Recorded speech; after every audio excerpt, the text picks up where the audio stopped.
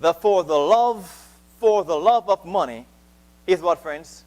The root of all evil. Let's look at chlorine. I want to prove a point. I mean fluoride. Fluoride is also one of the most toxic chemicals that you can find. Very poisonous. Fluoride is the byproduct of aluminum production. Once upon a time, the largest aluminum producer in the United States was Alcoa. It is now the second largest manufacturer. As Alcoa manufactured all this aluminum, it has all this byproduct, which is fluoride, and it had no idea what to do with it. All this byproduct. Tons and tons, and just a whole heap of it. So they say, hey, let's go ahead and use it for rat poison. So they were selling fluoride as rat poison for years, but there was still so much left over that they had no idea what to do with it. So one man said, hey, you know what? They did some research, and they brought it to the United States government and said, hey, let's put it in the drinking water. Let's put it in their toothpaste.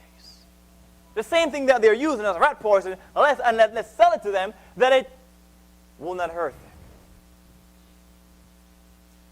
This guy, Andrew Mellon, is a founder of Alcoa. He founded Alcoa.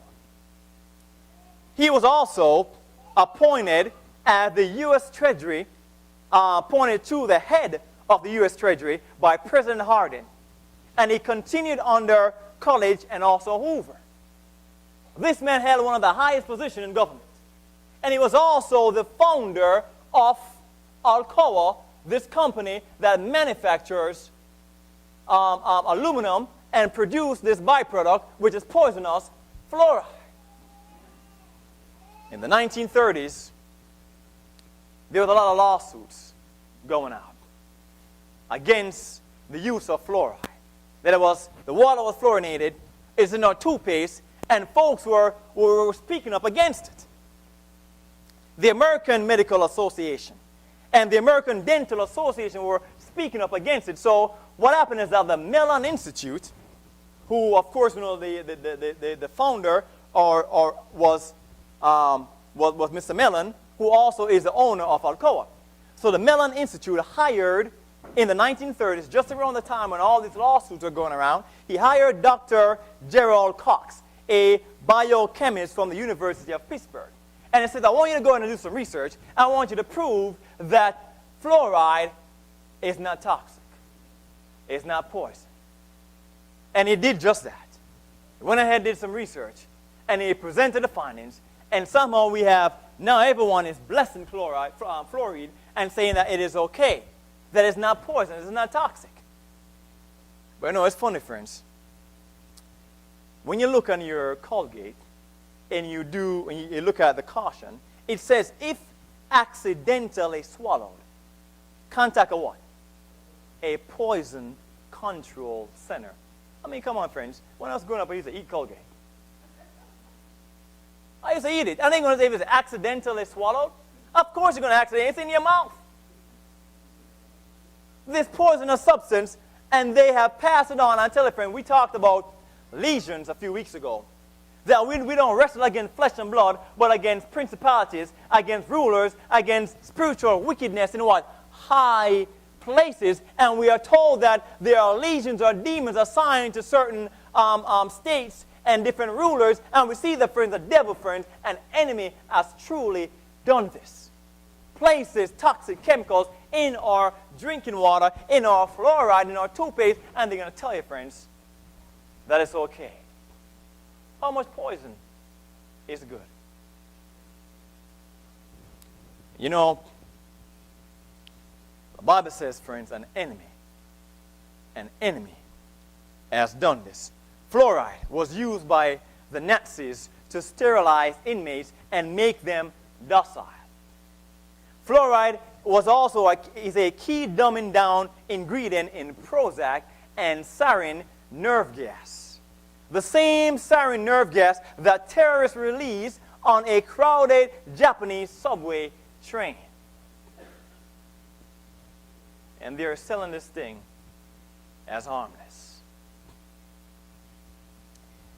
You know, when a person smokes for the first time, and this toxic chemical is introduced into their system, the body reacts to this poison, to this toxin, and you start coughing and you start wheezing because the body is fighting against this poison.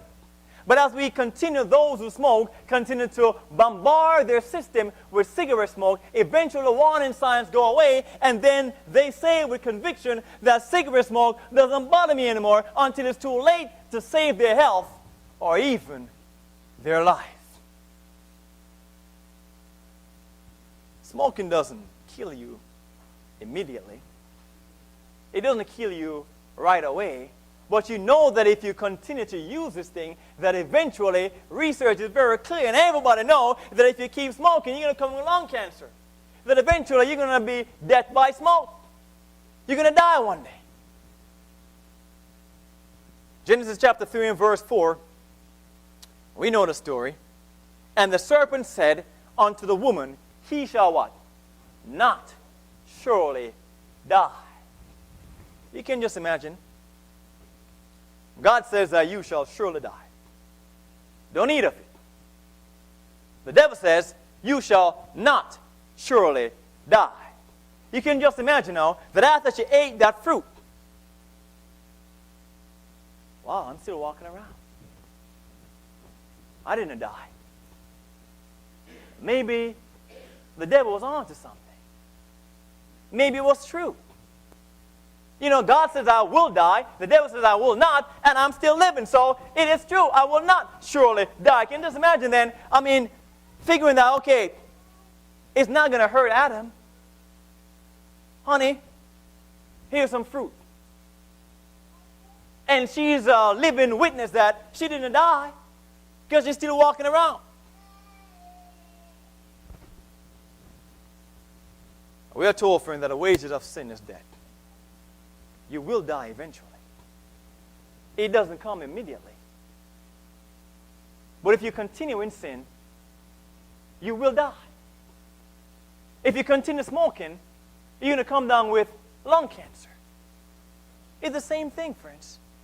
When you use fluoride and chlorine, and you expose yourself to all these toxic chemicals, that's why eventually many are coming down with all these different diseases, and they have never ever pointed an accusing finger to these chemicals that we have in our homes. The effect is not immediate. It is suicide. Slowly, but surely, if we continue, friends, we will die.